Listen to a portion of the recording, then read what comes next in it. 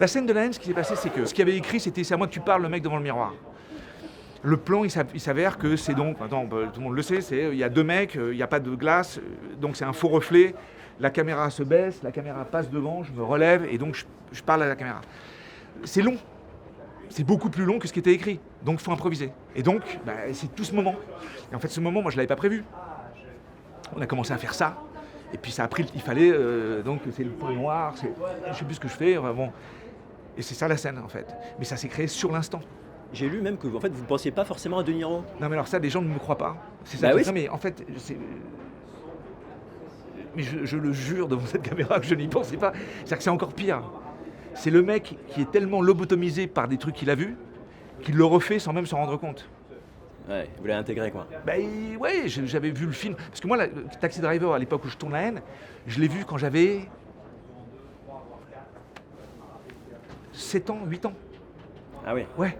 Donc mon souvenir, il est un peu, je sais, je connais, mais je n'ai pas la référence d'avant-hier. On le croit pas, c'est la réalité. Moi, je le crois, Vincent Cassel, parce qu'il est franc, sincère, et oui, bon, parfois un peu cash. Ok, money of fame. T'as pas de thune? Faut que tu me mettes bien. Tu me payes très cher et tu veux me foutre derrière? On peut discuter. Mais t'as pas de thune et tu me mets derrière, je fais pas le film. À l'occasion de la présentation en compétition au Festival de Cannes d'Histoire parallèle, le nouveau film du réalisateur iranien Asghar Farhadi, j'ai pu discuter avec lui, et voilà ce que ça a donné. Et là, pour moi, il y a eu le clap, c'est parti. Hein. Bon, on est à Cannes. Oui. La mer Méditerranée derrière vous. Moi, j'ai plein de trucs autour parce qu'on est dans une junket, il y a plein de journalistes qui se succèdent. On va parler de votre métier, acteur, on va parler de vous. Et puis, on va parler d'Histoire parallèle. Histoire parallèle, il y a un S à Histoire, parce qu'il y a plusieurs histoires, parce qu'il y a plusieurs acteurs. Pierre Ninet, il y a vous, Virginie Efira, Isabelle Huppert. Et du coup, je me suis posé la question, moi, en regardant le film, en fait, est-ce que finalement le métier d'acteur, c'est un truc collectif puisqu'on joue avec les autres? Ou est-ce que c'est un métier plutôt individuel, puisqu'on est centré sur son personnage? Alors, c'est un métier individuel, parce qu'on arrive et en fait, on a déjà une vision de comment est-ce qu'on va se lancer. Mais, enfin, je veux dire, un acteur tout seul, ça s'appelle juste un mec un peu taré, qui est devant son miroir. On joue pour les autres, on joue pas pour soi, sinon ça devient dramatique. Donc je pense que oui. Et le cinéma, en tout cas, parce que plus que le métier d'acteur, le cinéma est définitivement un métier collectif. On a besoin de tout. Chaque personne qui est sur un plateau, elle est primordiale. D'ailleurs, il n'y a qu'à voir, dès qu'il y en a un qui merde, on commence. Ouais. Donc, c'est pour ça que c'est important de travailler avec des gens qu'on aime bien, qu'on admire. Parce que tout d'un coup, on passe beaucoup de temps avec des gens dont on est curieux, qu'on regarde travailler, on apprend. Voilà.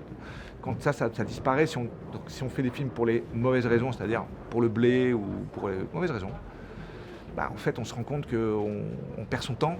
Et là, ça devient un peu douloureux parce qu'on se dit, mais qu'est-ce que je fous là Après, sur ce film particulièrement, Histoire parallèle d'Asghar Farhadi, j'ai eu l'occasion d'en discuter un peu avec Pierre Ninet. Ouais. Et en fait, il me disait qu'il adorait Virginie Efira, évidemment, qu'il avait déjà joué avec elle. Mais en fait, qu'il y avait des méthodes différentes d'acteurs. Et que la méthode de Virginie Efira et la sienne étaient différentes. Est-ce que vous, quand vous jouez avec quelqu'un qui a une méthode différente, est-ce que ça vous nourrit? Est-ce qu'il faut s'adapter? Comment on s'adapte au jeu des autres, quoi? Alors, c'est marrant. En fait, moi, je pense que ma seule méthode, c'est de m'adapter. Ah ouais. Un acteur, il doit s'adapter. Mais pas se diluer. C'est-à-dire que c'est pas parce qu'on s'adapte aux autres qu'on disparaît, on n'existe plus ou on est une version plus faiblarde. En fait, il faut et je le vois chez les gens. En ce moment, je travaille avec une jeune actrice que je connaissais bien, que j'ai rencontrée là, qui s'appelle Nadia Tereskevich. Oui, bien sûr. Sur White Lotus. Voilà. Et en fait, c'est ça tout d'un coup. C'est-à-dire que je la regardais travailler elle, par exemple, mais je peux dire la même chose de Pierre, je peux dire mais là, je pense à elle. En fait, il y a des gens, on peut leur donner ils se bloquent jamais. C'est toujours fluide. Parce qu'ils s'adaptent. Et en fait, dès que le metteur en scène leur demande une proposition ou que l'acteur en face propose autre chose, en fait, ils s'accaparent de la chose et ça devient naturel et ça devient la leur, cette chose-là. Et c'est là-dedans où je vois où j'ai le plus d'admiration, c'est quand les gens s'adaptent de souplesse et restent toujours pertinents, aiguisés. Il n'y a pas d'ego mal placé, tout est au service du moment, de l'instant. Ouais. Voilà. Et est-ce qu'il y a des familles de jeux, des acteurs que vous ne connaissez pas, que vous rencontrez, et tout de suite, vous avez l'impression que vous êtes dans la même famille de jeux, quoi? Ouais. Moi, j'ai vu des fois, quand j'entends des acteurs que j'admire et qu'ils disent des choses que je pense intimement, je me dis, putain, Et un exemple? J'en étais sûr. J'ai entendu Depardieu dire des choses, j'ai entendu Mastroianni dire des choses. Ça, le cinéma italien, c'est votre truc. Ouais. Bah, en même temps, c'est Mastroianni difficile. J'ai particulièrement. l'impression que les gens qui aiment le cinéma, s'ils le connaissent, aiment le cinéma italien. Après, il y a plein de gens aujourd'hui qui ne connaissent pas les films de Ettore Scola, de Fellini et tout ça, etc. Mais bon, à partir du moment où les films sont là, il est toujours temps de les découvrir. Vous, il y a un truc qui vous caractérise. Je trouve le collectif, ça irrigue toute votre carrière. D'ailleurs, j'ai commencé à l'école du cirque, il y a eu Courtrage-May. En fait, les films collectifs, même il y a par exemple la série des Oceans de Soderbergh, c'est des films collectifs. Les Trois Mousquetaires, les Mousquetaires. Il y a quand même régulièrement des... Alors, d'un point de vue thématique, on peut dire ça peut-être, mais d'un point de vue réel, en fait, moi je me suis rendu compte par exemple que quand j'ai rencontré Kim Chapiron, Romain Gavras et toute la clique de Courtrage-May, en fait tout d'un coup ça me redonnait envie de faire du cinéma. Ah ouais? Parce qu'en fait j'ai l'impression que quand ça devient une aventure humaine, ça devient 1000 fois plus intéressant. Avant ça, on fait son métier et en fait quand on fait juste son taf, c'est chiant. Mais ça, c'est... Est-ce qu'on le voit tout de suite? Ou est-ce que c'est à force de travailler Et on ensemble? voit vers quoi on est attiré quand même. Ouais. On sait ce qui nous attire.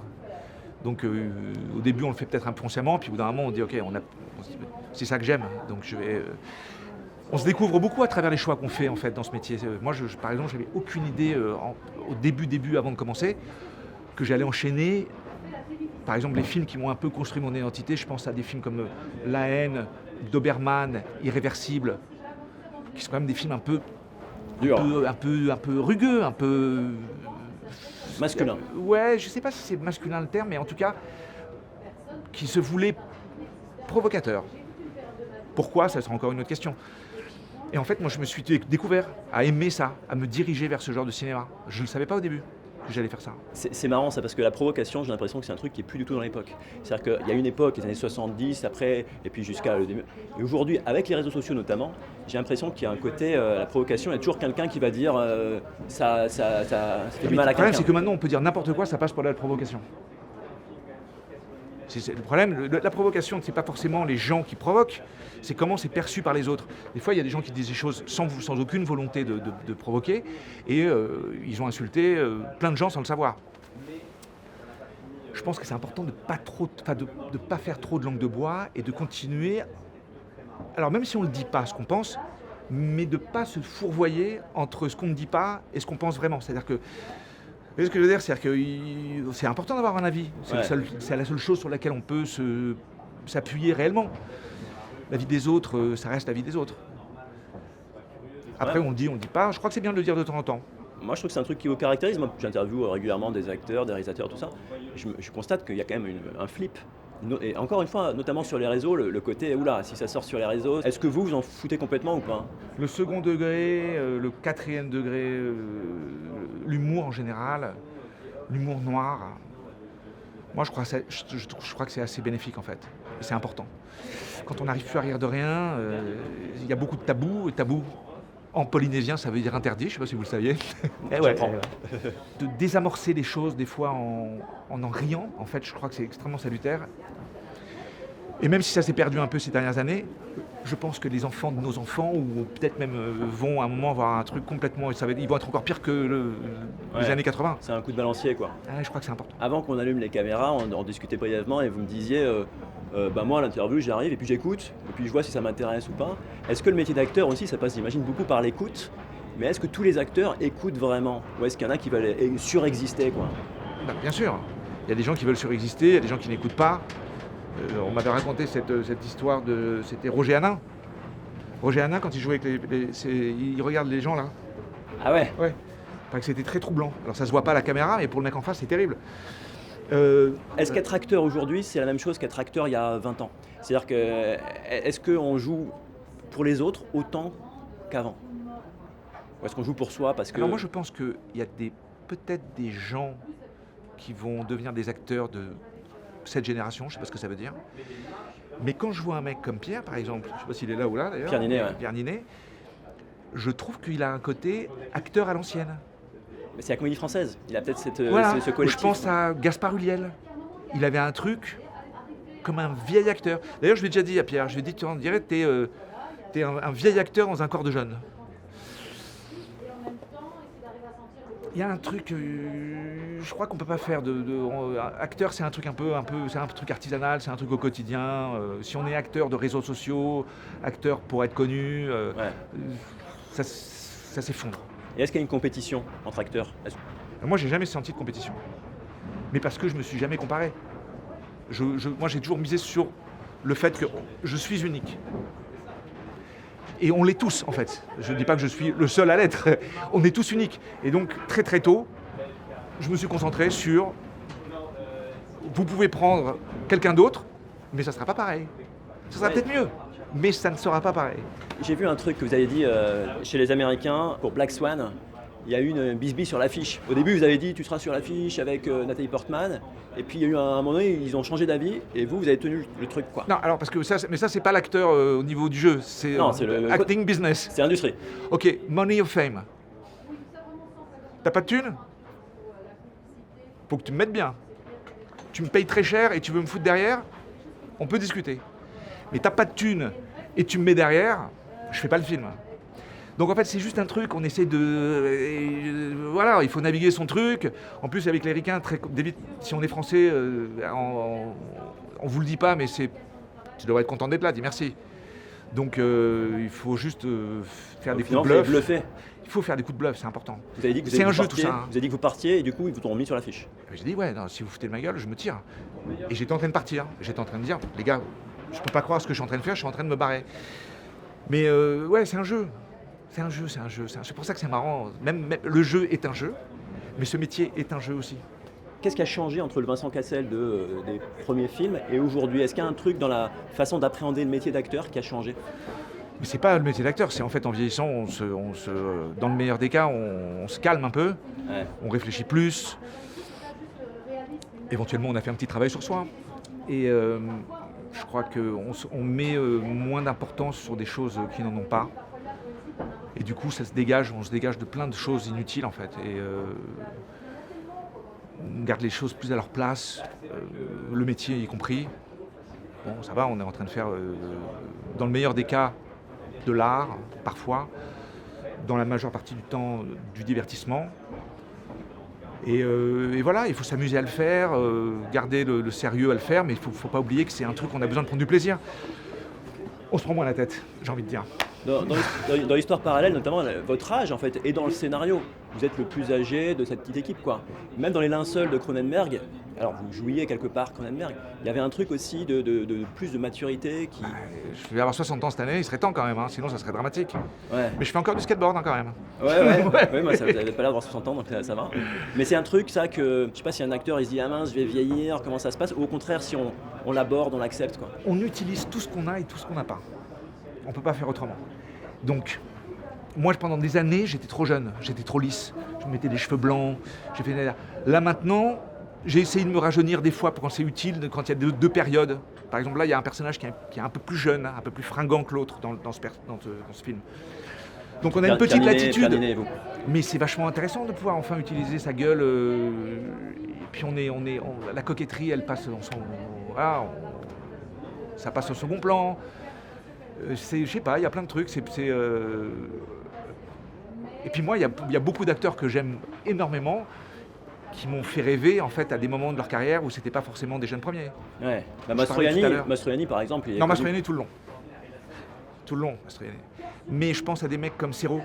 Oui. Je pense à des mecs comme Marielle, Rochefort.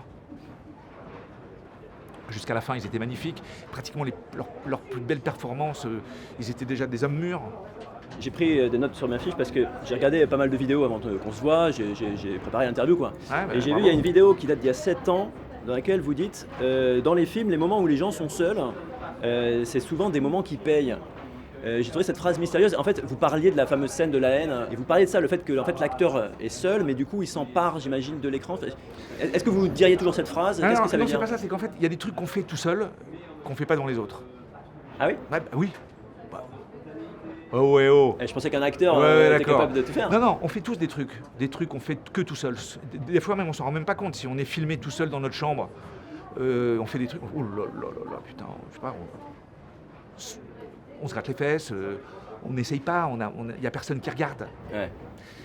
Et en fait, quand on arrive à récupérer ce genre de moments devant une caméra, les moments où on est tout seul, fait, c'est de l'or.